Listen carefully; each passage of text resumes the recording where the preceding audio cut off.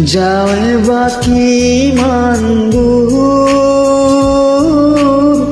সুৰ পাহৰিলে তোৰ কাষলৈকে একে চিপে আহোঁ ভতি যাওঁৱে বাকী মান সুৰ পাহৰিলে তোৰ কাষলৈকে একে চিপে আহোঁ ভতি তোৰ সুৰৰ আচল ধৰি বহু দূৰ যাওঁ গুচি কোনো পূৰ্ণিমা ৰাতি তোৰ সুৰৰ আচল ধৰি বহু দূৰ যাওঁ গুচি কোনো